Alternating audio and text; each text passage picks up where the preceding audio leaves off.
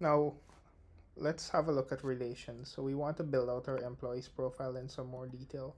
And if I go to John's profile, you'll notice a couple of things. At one, there's no emergency contact for John, and we manage those through relations.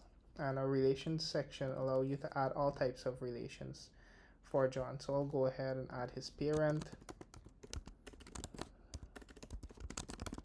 You know, whatever John's parent name is would go in there.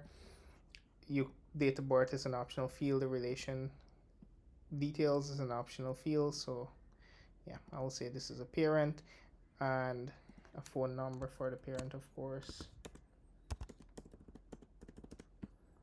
And I'll just put some zeros there to avoid Google's algorithm, and hit save.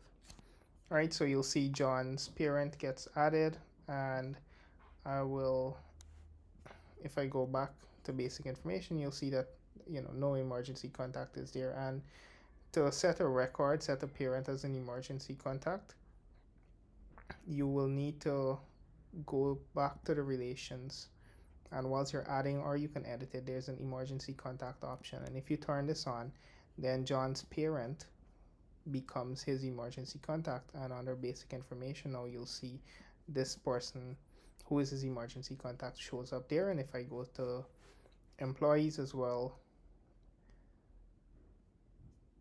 I wanted to make some updates on Jenny, so let's go ahead to relations for Jenny, and I'll go ahead and add Jenny's spouse.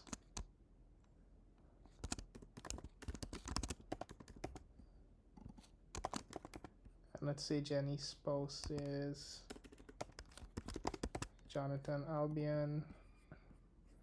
So this is her husband, and we will say that, okay, her husband is also her emergency contact.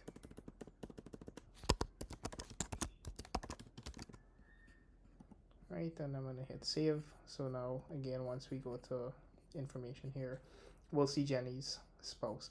Now, of course, we do have a child tax allowance that the government has allowed us to. In order to claim that, we would need to add some children for Jenny.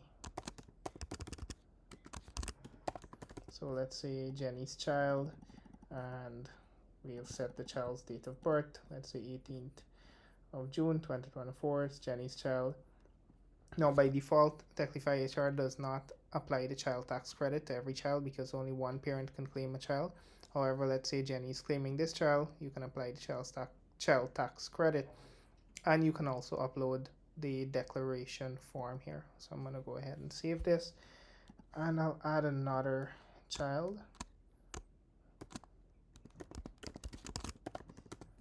And let's say this is Jenny's older child that was born in 2016, but I'm not going to apply the child tax credit here. I'm going to say that Jenny's husband claims child tax credit for this child. So, and we'll see when we get the payroll later that only the child with the tax credit turned on will be given as an allowance on Jenny's payroll. Right, so this is how you go about managing your relations for an employee, and specify which of their children are child tax credit, and also set their emergency contact for that employee.